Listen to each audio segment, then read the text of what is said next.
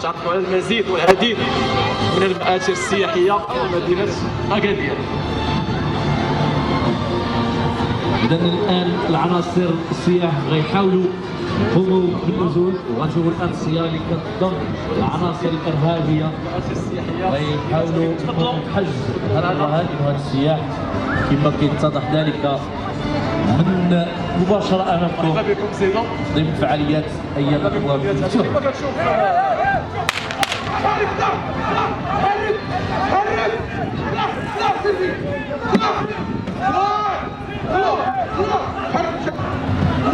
إذا هذا سيناريو محاكاة كيقوموا به العناصر القوات الخاصة.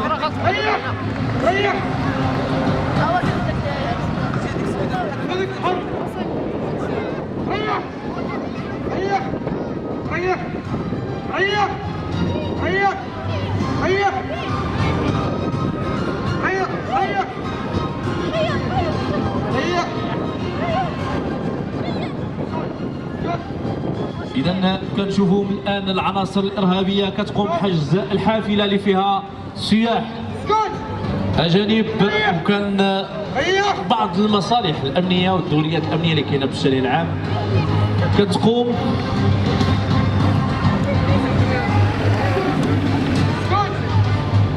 كتقوم بإبلاغ العناصر الأمنية اللي بدورها كيقوموا بإيصال المعلومة لعناصر القوات الخاصة.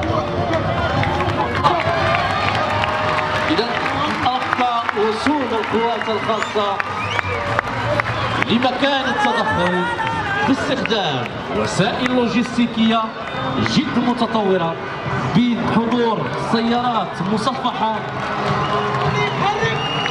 والإشارة غيتم استخدام الأسلحة النارية تيغافلون بيضاء خاصة بالتمارين، وكذلك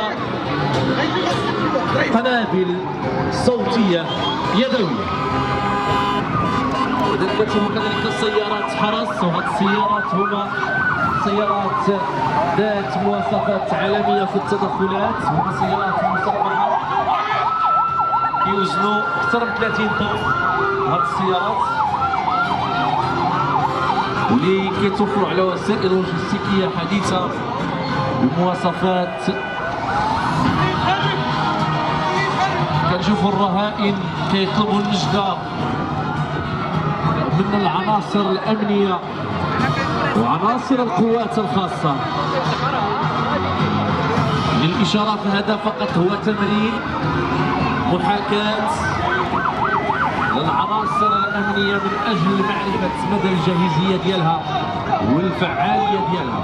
الآن السيارات المصفحة كيقوموا بالمحاصرة ديال الحافلة وإلزام السائق، وكذلك تبادل العيارات النارية الصوتية الخاصة بالتمارين. كما كتسمعوا سيداتي وسادتي وكذلك الكل من كيتابعنا على المباشر هنا ضمن فعاليات ايام الابواب المفتوحه. الان كيتم المحاصره ديال الحافله من طرف العناصر ديال القوات الخاصه وكذلك الدراجات الناريه كيقوموا بمحاصره السياره.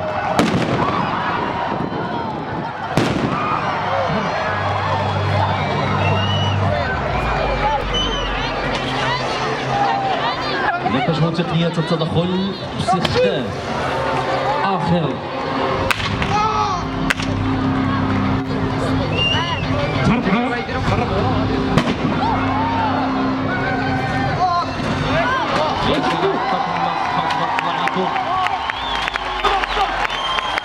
لن نخاف ولن يمس بسلامتنا وأمننا أيا من كان، ما دام عناصر القوات الخاصة كيقول لك والله ما نخاف، حد الوالدين في الكتاف والبوليس حتاهم.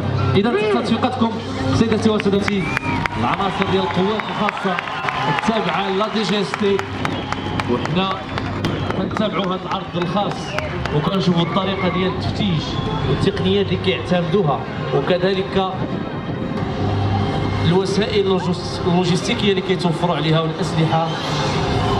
الان غنشوفوا طريقه الاقتياد ديال السياح وكذلك حرب العناصر الإجرامية اللي تم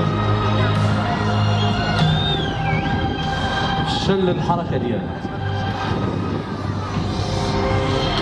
ودائما القوات الخاصة هي قوة ضاربة وجزء لا يتجزأ من المنظومة الأمنية ديال المؤسسات الأمنية، المديرية العامة للأمن الوطني وكذلك المديرية العامة لمراقبة التراب الوطني.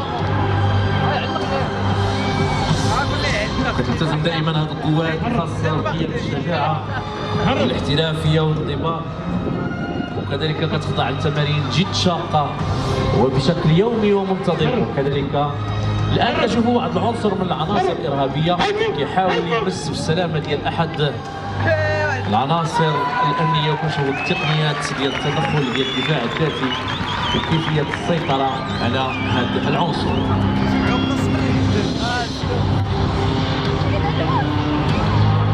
سي عماد شخصيا معنا حاضر.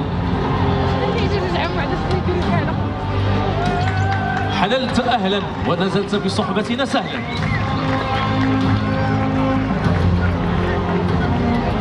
إذا تحت ثقتكم مرة أخرى سيداتي وسادتي،